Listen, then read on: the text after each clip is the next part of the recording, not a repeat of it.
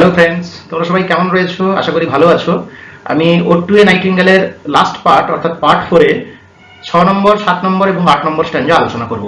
এখানে line by line discussion, তার পাশাপাশি অ্যানালিসিসও করব। তাই অনুরোধ করব শেষ পর্যন্ত ভিডিওটিকে দেখার জন্য। Now the 6th stanza. Darling, I listen, and for many a time I have been half in love with his full death, called him soft names in many a mused rhyme, to take into the air my quiet breath. Now more than ever seems it reach to die, to seize upon the midnight with no pain, while thou art pouring forth thy soul abroad in such an ecstasy. Still wouldst thou sing, and I have ears in vain, to thy high requiem become a sword. অন্ধকারে আমি শুনে যাচ্ছি, আমি শুনতে পাচ্ছি, বহুবার আমি স্বচ্ছন্দ মৃত্যুর প্রেমে পড়েছি। ইজফুল ডেথ, স্বচ্ছন্দ মৃত্যুর প্রেমে পড়েছি। মৃত্যুকে মধুর কণ্ঠে ডেকেছি কত নানান নামে, ছন্দবদ্ধ কবিতায়, শুধু শান্তিতে আমার শেষ নিঃশ্বাস ত্যাগ করার জন্য। এখন সবচেয়ে বেশি মনে হচ্ছে মধ্যরাত্রিতে যন্ত্রণাহীনভাবে মরে যাওয়াই গৌরবজনক। যখন বাইরে তুমি তোমার আত্মা ঢেলে অথবা হৃদয় ঢেলে গান গেয়ে যাবে, এরকম এক চরম আনন্দে আমার মৃত্যুর পরেও তুমি গেয়ে চলবে, আর আমার শ্রবণেন্দ্রিয় তখন ব্যর্থ। তোমার গভীর শোকগাথাতে আমি বধির হয়ে মাটিতে রূপান্তরিত হয়ে যাব। আমার মাটির দেহ মাটিতে মিশে যাবে তোমার এই উচ্চ শোকগাথার সাথে সাথে। ডার্কলিং, আই লিসন। ডার্কলিং এই কথাটার অনেক রকম ব্যাখ্যা হতে পারে। অন্ধকারে আমি শুনছি, তাহলে তো কবি বলতে পারতেন ইন ডার্ক, কিন্তু কবি এখানে কেন ব্যবহার করলেন ডার্কলিং? Obviously ডার্কলিং May refers number 1 in the darkness, number 2 the darkness is increasing ever and ever, the darkness is growing more and more. Number 3, the darkling I listen means though there is darkness in the outside, darkness is also there inside the mind of the poet. So the darkling I listen may also indicate the darkness of the poet's mind. কবির মনে যদিও অন্ধকারাচ্ছন্নতা রয়েছে, মন যদিও বিষণ্ণ, পার্থিব যন্ত্রণা তাকে আহত করে রেখেছে, এখানে বৃদ্ধ বয়সে প্যারালাইসিস এবং কম বয়সে প্রিম্যাচিওর মৃত্যু ঘটবেই। সৌন্দর্য এবং ভালোবাসা এখানে ক্ষণস্থায়ী, তবুও তিনি নাইটিঙ্গেলের গান শুনছেন। আসলে বরাবরের মতো এখানেও তিনি সেই কন্ট্রাস্ট তৈরি করেছেন। যদিও তার মনে অন্ধকার, তিনি নাইটিঙ্গেলের গান শুনতে পাচ্ছেন এবং এটাই আনন্দের। এবং নাইটিঙ্গেলের গান শুনে প্রথম স্তবকে তিনি বলেছিলেন তার হৃদয়ে যেন যন্ত্রণা শুরু হয়েছে, এত আনন্দে আনন্দিত। তাই নাইটিঙ্গেল জীবনে কখনো কষ্ট, যন্ত্রণা, পার্থিব দুঃখকে অনুভব করেনি বলেই সে এমন সৃষ্টি করতে পারে। তাই কবির হৃদয়ে যন্ত্রণা থাকা অবস্থায় তিনি নাইটিঙ্গেলের জগতে চলে যেতে চেয়েছেন। নাইটিঙ্গেলের গান এখন তিনি অন্ধকারে শুনছেন, মনের অন্ধকারে এবং পার্থিব বাইরের যে অন্ধকার, বাগানে বসে তিনি যখন শুনছেন। And for many a time, তাই গান শুনতে শুনতে কবি মনে করছেন অনেকবার, I have been half in love with easeful death. So the death is called easeful because it would be rather satisfactory on part of the poet to die listening to the music of or the song of the nightingale. Darkling, this very phrase has is a kind of Miltonic word, in the dark. Paradise Lost book 3 তে তিনি এভাবে উল্লেখ করছেন মিল্টনের লেখায়, the wakeful bird sings darkling and in saddest covert heed tunes her nocturnal note. F.R. Leavis in Revaluation comments, quote, Keats is strictly only half in love with death. The desire not to die appears in the thought of becoming a sword to Nightingale's high requiem and of having ears in vain, and it swells into a strong revulsion against death in the opening lines of the next stanza. যাই হোক, তিনি মৃত্যুকে নানা নামে ডেকেছেন, means he has invited death in endearing terms to come upon him in well thought out verse. তার রাইমড মিউজিকে or mused রাইমে তিনি নানা সফট নামে ডেকেছেন এবং তিনি তাকে বলেছেন মৃত্যুরতে গ্রহণ করার জন্য। So death is life's high meed, why did I laugh tonight, তিনি এখানে উল্লেখ করেছেন। এন্ডিমিয়ান কবিতাতেও তিনি এই মৃত্যুর উল্লেখ করেছেন। সেই জন্য তার নানা কবিতায় এই মৃত্যুর রেফারেন্স কিন্তু এসেছে। আমরা এর আগের স্তবকেও কিন্তু একটা ফ্রেজ পাচ্ছিলাম যেখানে ফার্স্ট ফেডিং ভায়োলেটস এর কথা উল্লেখ করেছেন, সেখানেও কিন্তু আমরা এই মৃত্যুর রেফারেন্স পেয়েছি। এই স্তবকে ডার্কলিং কথাটা তিনি বলছেন, ডার্কলিং বলতে একটা dark association, growing dark means, যেখানে এর আগের স্তবকে স্পেক্টার থিন বলেছেন। ফলে এই যে রেফারেন্স গুলো, ফলে মৃত্যুকে তিনি তার কবিতায় নানাভাবে ব্যবহার করেছেন। So the speaker admits that they have a romantic tendency to focus on death. Death is here obviously personified, and that's why it is in capital letter with capital D. So as though he is half in love with the easeful death. ফলে মৃত্যু তার কাছে অতটা যন্ত্রণাদায়ক হবে না, কষ্টকর হবে না যখন তিনি নাইটিঙ্গেলের গান শুনছেন। So the half that is not in love is presumably the same part of the speaker that laments the fact that beauty, because of the inevitability of death, can never last. So the use of easeful in this line, easeful death, in the phrase easeful death, is intriguing. As with a number of moments in the poem, this is an echo. In line 10, he has used is. Nightingale গান গেয়ে চলেছে সহজাতভাবে, spontaneously, was associated with the Nightingale song, Singest of Summer in Full-throated Is. Perhaps this reference to the easeful death is thus a subconscious link, subtly hinting at the way that beauty, death, and nature are all intertwined in the speaker's imagination. The speaker, or the poet here, Keats, draws the link between their own poetry and an obsession with death. Death has been described elsewhere by the speaker with soft names and mused rhyme. Interestingly, this section perhaps suggests an element of naivety, or more likely the speaker's lament that poetry ultimately fails in capturing or creating beauty, especially when compared to the simplicity and purity of Nightingale song. Now more than ever seems it rich to die. ফলে এখন মৃত্যুবরণ করাও যেন অনেক ভালো। ফলে rich means Keats' colloquial use of rich describe intense experience, occurs also elsewhere, some rich anger. So rich to die means supremely satisfying to die at the moment of such intense experience, to siege upon the midnight with no pain, কোনো যন্ত্রণা না নিয়ে মধ্যরাত্রিতে মারা যাওয়া। To siege means to stop, while thou art pouring, যখন তুমি ঢেলে যাচ্ছ, মানে আনন্দধারা বহিছে ভুবনের মতো করে গানের ধারা তুমি ঢেলে যাচ্ছ, pouring forth thy soul। দেখো যেন নাইটিঙ্গেল গান গাইছে না, সুর ঢালছে না, তার আত্মাকে প্রকাশ করছে। As if the nightingale is a kind of like a poet sending its voice into the air, just as Keats sends his rhyme into the air. কবি কিটস যেমন করে কবিতা লিখছেন, যেন নাইটিঙ্গেল তার হৃদয়ের কথা, তার অন্তরের কথা, তার আত্মার কথা প্রকাশ করছে বাতাসে। So the bird's music expresses its soul in such an ecstasy. তাই কবি বলছেন এই রকম সময়ে মৃত্যুবরণ করাও যথেষ্ট ভালো হবে। So these lines expresses clearly the intention of the poet, that the poet wishes to die. Conscious, being human, is the root of suffering, and dying would surely end that suffering, because the poet has expressed this world as the world of suffering, the world of pain. It is a kind of romantically agonized world. So to have an escape from this world of suffering, pain, the poet longs for death, and that's why he says it rich to die. But one alternative explanation and interpretation can be considered here. Rich can also be an English slang word for inappropriate. Unlikely though it seems, it's worth acknowledging that the speaker could also be saying or playing with the ambiguity or punning of the word, that to die while bearing witness to the Nightingale's beauty would somehow be unjust or unfitting. এই সময়ে মানে মৃত্যুবরণ করাটা ঠিক unjust হবে, কারণ নাইটিঙ্গেলের এইরকম একটা সুখের গান শুনছে। এটা একটা সেকেন্ডারি মিনিং আমরা নিতে পারি।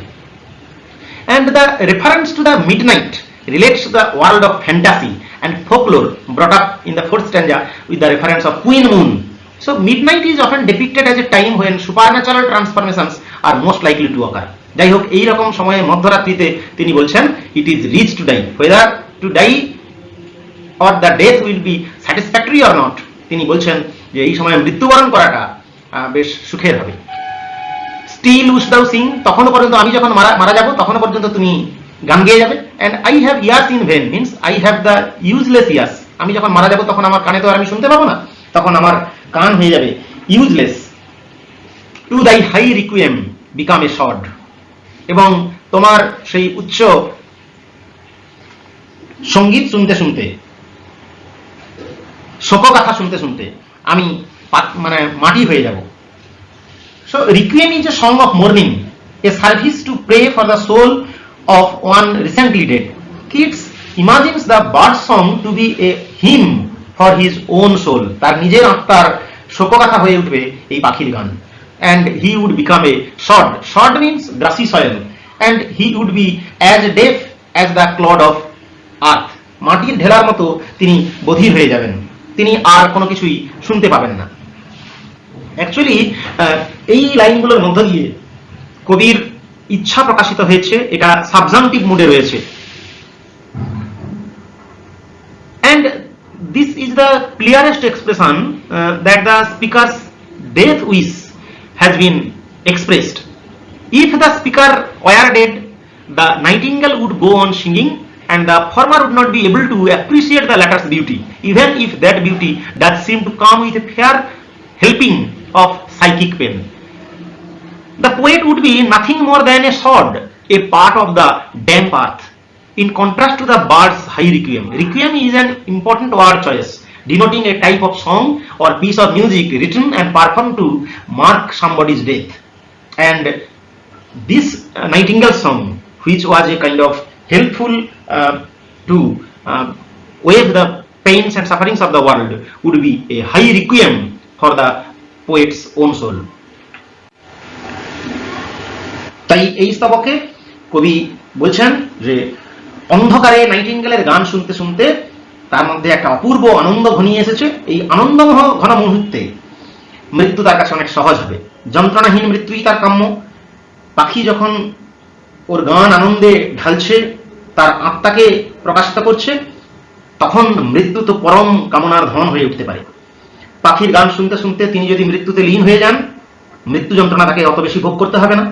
তিনি যখন চলে যাবেন তখনও পাখি তাহার আত্মার শান্তিপূর্ণ বিশ্রামের জন্য পবিত্র স্তোত্র গেয়ে যাবে। কবির কান তখন বধির হয়ে যাবে বটে, কিন্তু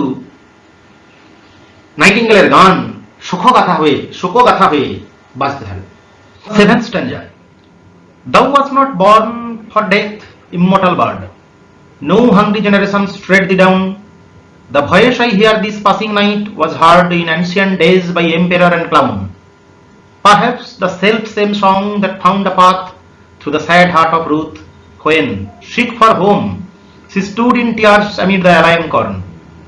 The same that oft times hath charmed magic casements opening on the foam of perilous siege in fairylands forlorn. কবি বলছেন, মরার জন্য তোমার জন্ম হয়নি হে অমর পাখি। কোন ক্ষুধার্ত মনুষ্য জাতি তোমাকে পদবিষ্ট করে ধ্বংস করতে পারবে না।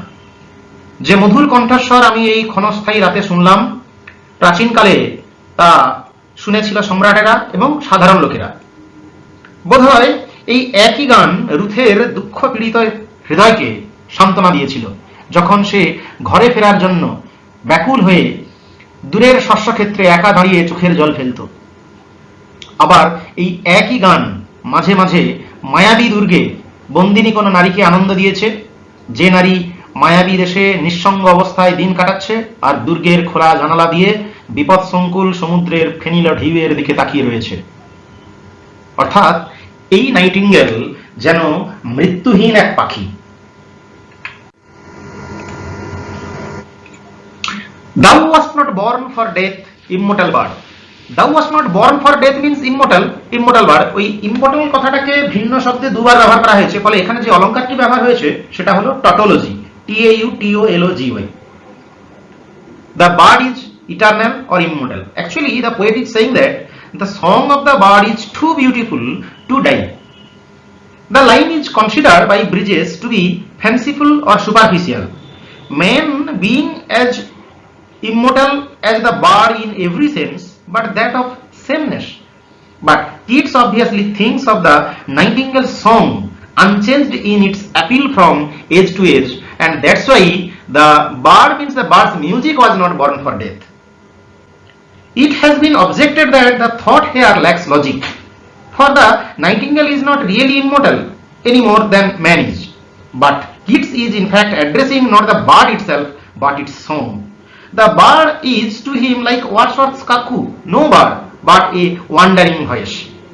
The individual bird dies, but the species continues, and the process of nature goes on without changing from age to age. So the bird's song symbolizes the principle of beauty in all things, and a thing of beauty is a joy forever, means the thought is of an immortal spirit as contrasted with the mortality of human beings who in each generation admire its beauty.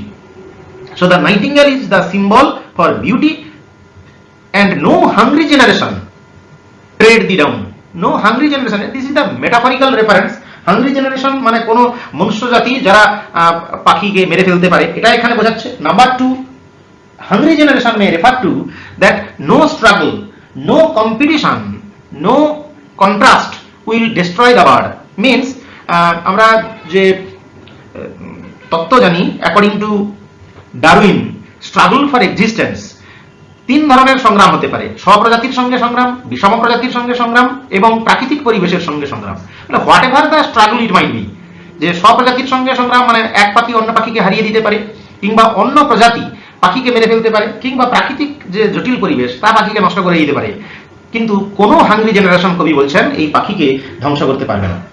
3 নম্বর যে ব্যাখ্যাটা হতে পারে, hungry Generation May here refer to the time or time factor. So time image is referred to as hungry generation. Time will not destroy the immortality of the bird. So the generation of mortal men hungry for material benefit, who are ready to trample down what is beautiful, but in this case they will not be able to destroy or tread down na mariye jawa, chapiye dewa. So the phrase recalls Horace's Tempus Edex, means devouring times. Tread thee down means crush or destroy you. The voice I hear this passing night, আজকে রাতে আমি যে কণ্ঠস্বরটা শুনছি, so the music produced by Nightingale is not the music or tone or tune, it is the voice as if. The voice I hear, এবং subjective টোনে কবি বলছেন যে কণ্ঠস্বরটা আমি আজকে রাতে শুনছি was heard in ancient days by emperor and clown. He means that the Nightingale's voice is immortal because all nightingales produce the same beautiful haunting sound, and it was heard in ancient days by the emperor and the general people. So the line and the lines here indicated might seem to us as exaggerative or hyperbolic because the poet is addressing the nightingale as immortal bird, but the caesura means literally and figuratively separates the bird from death, indicating the privileged place the nightingale occupies in the poet's view of the world. By implication, humans are by contrast born for death, means the poet is born for death, but in contrast the bird was not born for death. And this brute fact is at the root of much of the poet's anxiety throughout the poem. কবি যত যন্ত্রণার কথা বলেছেন সেই যন্ত্রণার মূলে কিন্তু এই মৃত্যু, এবং মানুষের জন্ম হলে মরতে হবে, জন্মিলে মরিতে হবে, অমরকে কোথা কবে। কিন্তু এই নাইটিঙ্গেল যেন অমর পাখি। So of course nightingales are not literally immortal. So in a sense the poet is projecting the new ideals specifically about beauty onto the bird. As the bird is beautiful and producing the beautiful music, no hungry generations can tread thee down. Seems provide one of the reasons for this thought.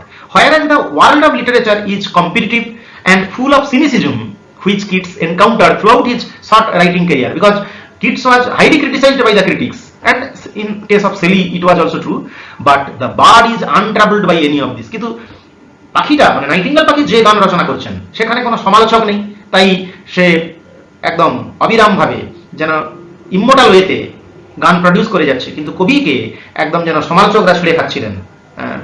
যা হয়, কবি বলছেন আজকে সন্ধ্যায় যে গান আমি শুনতে পাচ্ছি সেটা এম্পেরার এবং ক্লাউন। অ্যাকচুয়ালি ক্লাউন মানে যদিও বোঝানো হয় পিজেন্ট, চাষা মানুষ, farmers, but here they refers to the simple, uneducated and subjects, সাধারণ প্রজা থেকে শুরু করে সমস্ত শ্রেণীর মানুষকে আনন্দ দিত এই নাইটিঙ্গেল গান।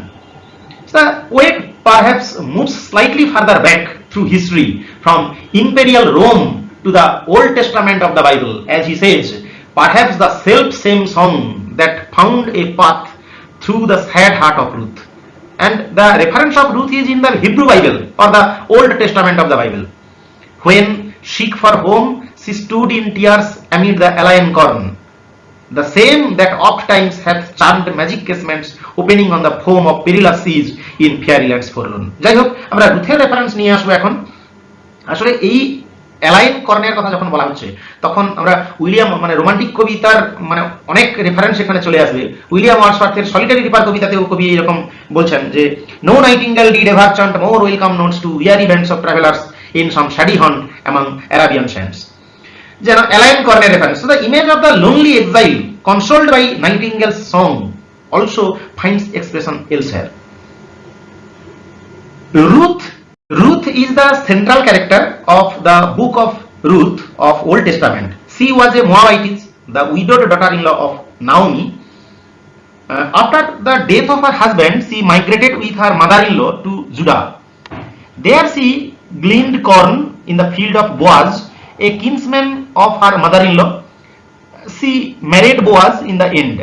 কিন্তু এখানে রুথের যে রেফারেন্সটা নিয়ে আসা হয়েছে যে রুথ যখন শস্যক্ষেত্রে একা শস্য কাটতো এবং অ্যালাইন ফিল্ডে থাকতো দূরের মাঠে, তখন তার গৃহকাতরতা তৈরি হতো। বাড়ি ফেরার জন্য যখন মন কাঁদতো, চোখের জলে সে যখন পরিপূর্ণ থাকতো, তখনও এই নাইটিঙ্গেল পাখি তার মনকে আনন্দ দিয়েছে। ফলে কবিকে আজকে সন্ধ্যাবেলায় আনন্দ দান করছে যে নাইটিঙ্গেল পাখির গান, সেই নাইটিঙ্গেল পাখি কোনো রাজাকে, রাজার প্রজাকে এবং রুথকেও আনন্দ দিয়েছে। এবং সেই একই নাইটিঙ্গেল পাখির গান ম্যাজিক কেসমেন্টের বা ম্যাজিক ক্যাসেলে বন্দি থাকা কোনো বন্দিনীকেও আনন্দ দিয়েছে। So Keats imagines that Ruth her nightingale song while she was working in the fields of this foreign or alien cornfield, and it caused her to start weeping or she get relieved while weeping. নাইটিঙ্গেলের গান শুনতে শুনতে তার যন্ত্রণা বা তার কষ্ট এভাবে খানিকটা কষ্ট থেকে তিনি মুক্তি পেতেন।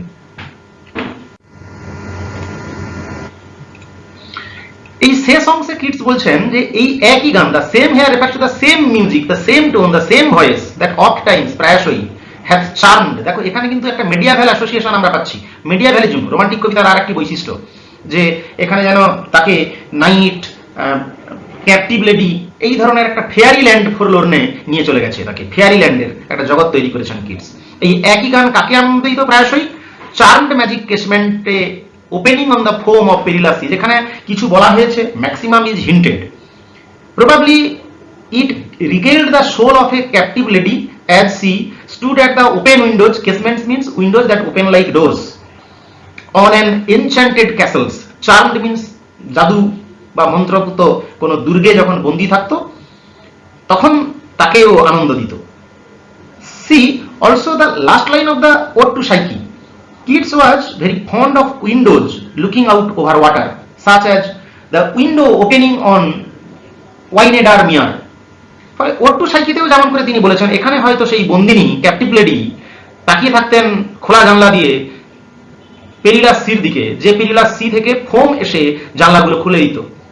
এবং ফেয়ারিল্যান্ডে হয়তো কোনো রাজা রাজড়া কিংবা যে কোনোভাবে তাকে বন্দি করে রাখা হয়েছিল এবং সেই বন্দিত্ব দশা থেকে সে তার নিজ ভূমিতে যাওয়ার জন্য যেমন হৃদয়ে একটা যন্ত্রণা এবং কষ্ট অনুভব করতো, সেই রকম সময়ে ফোরলোর্ন কন্ডিশনে তাকে একমাত্র সুদিং ইফেক্ট তৈরি করত এই নাইটিঙ্গেল। ফলে কিডস যখন এই কবিতা লিখছেন তার নিজের অবস্থাটাও ঠিক যন্ত্রণাক্লিষ্ট। তার দাদা তাকে ত্যাগ করে চলে গেছে, মানে পার্সোনাল পেইনস এবং ফোরলোর্ন কন্ডিশন তার নিজের ক্ষেত্রেও প্রযোজ্য। তাদের পরিবারকে ছেড়ে তার দাদা বর্দা বেরিয়ে গেছে। তার পরিবারের যে আর এক প্রিয় ভাই টম, সে টিউবারকিউলোসিসে মারা গেছে। তার মা থেকে শুরু করে পরিবারের নিজেও যে টিউবারকিউলোসিসে আক্রান্ত এবং অল্প কিছুদিনের মধ্যেই মারা যাবে এই ব্যাপারটা সে জানে। তার প্রেমিকা তাকে ছেড়ে চলে গেছে। ফলে এই একের পর এক বিচ্ছিন্ন দশা তাকে তার ফোরলোর্ন কন্ডিশনকে মনে করিয়ে দিচ্ছে। তার জন্যই তিনি কিন্তু এই অ্যাসোসিয়েশন এঁকেছেন। আসলে কবি এখানে নাইটিঙ্গেলকে এক অমর পাখির মর্যাদা দিয়েছেন। যুগ যুগ ধরে তার গান ধ্বনিত হচ্ছে, মানুষ মরছে, হাংরি জেনারেশন কিন্তু কোনো নাইটিঙ্গেলকে ধ্বংস করতে পারবে না। মানুষের মতো ওর হিংসে নেই, হিংসায় উন্মত্ত কোনো পরবর্তী বংশধরের আশঙ্কায় সে আতঙ্কিত নয়। হাংরি জেনারেশনসের রেফারেন্স কবি এখানে দিয়েছেন। কবি নাইটিঙ্গেলের গান আজকে যে শুনছে ওই গানই পুরাকালে সম্রাট থেকে বিদূষক থেকে সাধারণ মানুষ সবাই মুগ্ধ হয়ে শুনেছে। আবার ওই গানই, ওই নাইটিঙ্গেলের গানই বাইবেলের এক কাহিনীর নায়িকা রুথের যখন গৃহ উন্মুখ বিষণ্ণ হৃদয়ে সে যখন শস্যক্ষেত্রে থাকতো তখন তার হৃদয় স্পর্শ করত। সে পরদেশে শস্যক্ষেত্রের ভিতরে গান শুনে সজল চক্ষে দাঁড়িয়ে থাকতো। নাইটিঙ্গেলের গান তাকে আনন্দ দিত। সুদূর কোনো রূপকথার রাজ্যে ফেনীয় উর্মি মুখর সমুদ্র তীরের কোনো মায়াপুরীর বাতায়ন খুলে কোনো বন্দিনী রাজকুমারীও এই গান শুনতেন, যে গান আজকে সন্ধ্যায় তিনি শুনছেন। Now the last stanza. Last stanza starts with the last word of the previous stanza, forlorn. The very word is like a bell to toll me back from thee to my soul self. Adieu, the fancy cannot cheat so well, as she is famed to do, deceiving elf. Adieu, adieu, thy plaintive anthem fades past the near meadows, over the still stream, up the hillside, and now it's buried deep in the next valley glades. Was it a vision or a waking dream? Played is that music, do I wake or sleep? কবি বলছেন নিঃসঙ্গ, একাকী, শুধু এই শব্দটি মৃত্যু ঘণ্টার মতো আমাকে তোমার কাছ থেকে ফিরিয়ে নিয়ে এলো আমার নিজের সত্তাতে। বিদায়, নিছক কল্পনা মায়া সৃষ্টি করে তোমাকে নিয়ে এত বেশি প্রতারণা করতে পারে না। বিদায়, বিদায়, তোমার দুঃখ জাগানিয়া গান দ্রুত মিলিয়ে যাচ্ছে তৃণভূমির কাছে, ওই ছোট্ট জলধারার ওপারে, ওই পাহাড়ের কোলে, আর এখন তা সম্পূর্ণ মিলিয়ে গেল পরবর্তী উপত্যকার বনমাঝে। এটা কি কোনো স্বপ্ন নাকি জেগে জেগে কল্পনা? সেই গান মিলিয়ে গেল, আমি কি জাগ্রত নাকি ঘুমন্ত? কবি আসলে এই প্রশ্ন করেছেন, কবি প্রশ্ন করেছেন এবং ফরলোর্ন কথাটা তার মধ্যে এই একটা চেতনা তৈরি করে দিচ্ছে। So forlorn means lost, abandoned. এর আগের স্ট্যান্জায় আমরা ফেয়ারিল্যান্ড ফরলোর্ন কথাটা পেয়েছিলাম, আর্কাইক সেন্সে সেখানে ব্যবহার করা হয়েছিল, আটারলি lost. The fairy lands belongs to the past, which is remote and far away. But the meaning of forlorn is definitely shifted as the poet repeats the word. It means in this stanza pitiable, left, desolate. It describes the poet's own state. So the word forlorn in the last stanza reminds the poet of his own miseries and desolate state. He comes back to reality as the bird flies away. He hears the notes of the bird gradually fading away from his ears. He doubts if all this was a mere dream, because he comes back to his senses very slowly. Which is the word which makes him aware? The word forlorn. The very word is like a bell, একটা ঘন্টার মতো। To toll me, actually toll মানে হচ্ছে মৃত্যু ঘন্টা, কিন্তু এখানে bell to toll means slow regular notes of the church bell rung at a funeral. Funeral-এর সময় যে মৃত্যু ঘন্টার ধ্বনি বাজানো হয়, মৃত্যু ঘন্টা, তাকে বলা হয় bell. So this continues the imagery of death. Death image is continued till the last. And the very word is like a bell to toll me back from thee. Thee means from the nightingale to my soul self. Soul self means it recalls the poet from the world of fancy to the actual world. So the world of imagination offers a release from the painful world of actuality, yet at the same time it renders the world of actuality more painful by contrast.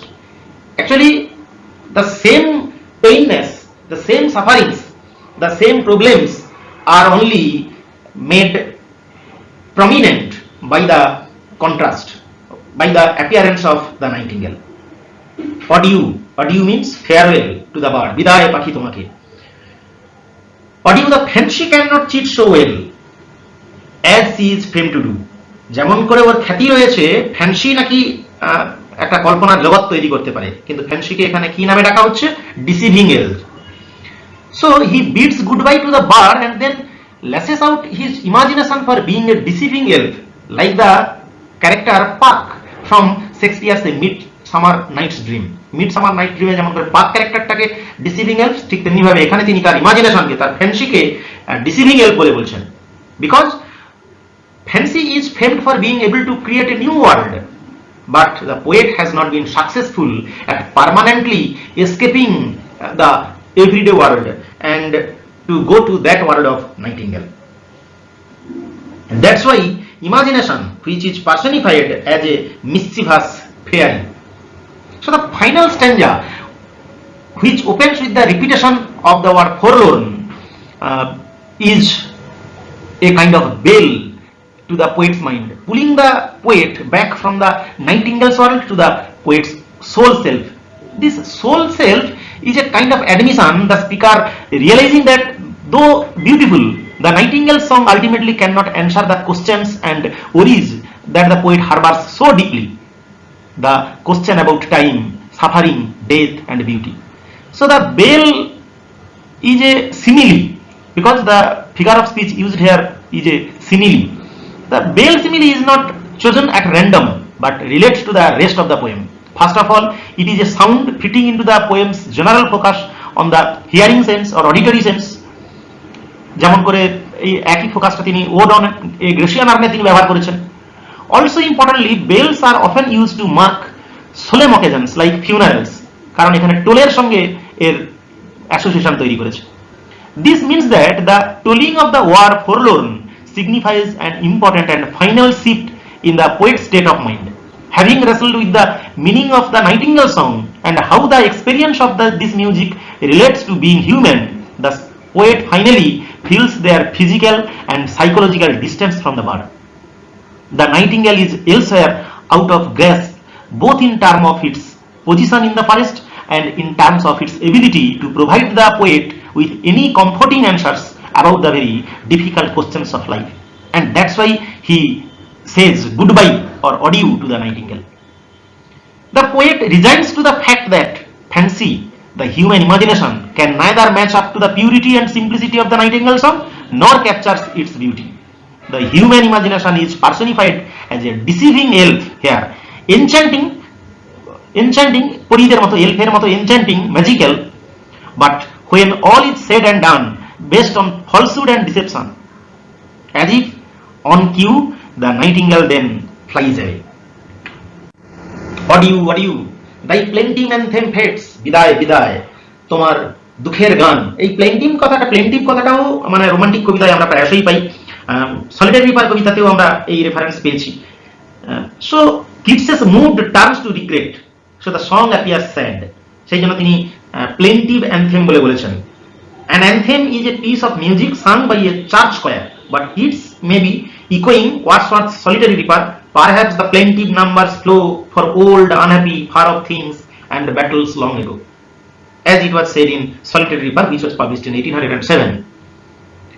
Past the near meadows, over the still stream, up the hillside, and now it's buried deep in the next valley glades. So, in the poem's closing lines, the Nightingale flies away, its song thus fades away.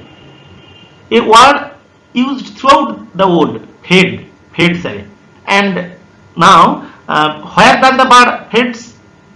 After bidding adieu, the Nightingale's flight away from the speaker represents the speaker's inability to find satisfactory answers to the poem's main problems and anxieties or human sufferings.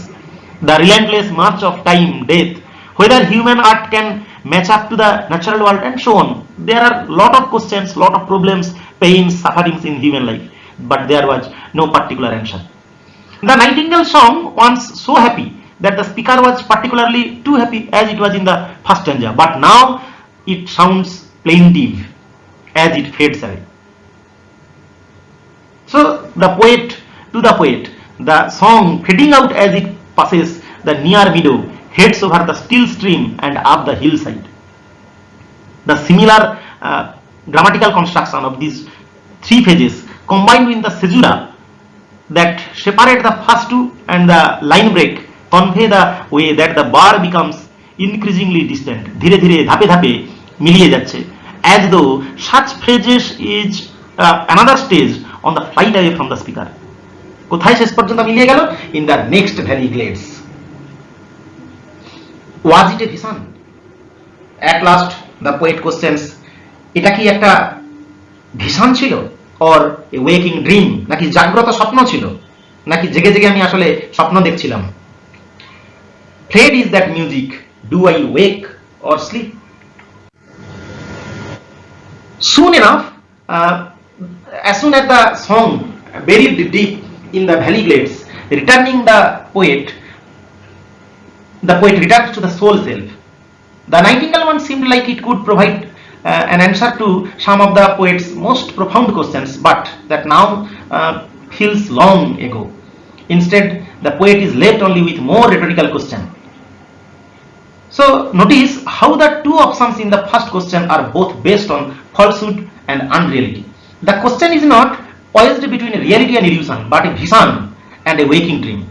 The mention of vision is also unsettling because the poem has relied so heavily on auditory sense, almost entirely foregoing visual description. These questions then have a disorientating effect that matches with the poet's own confusion.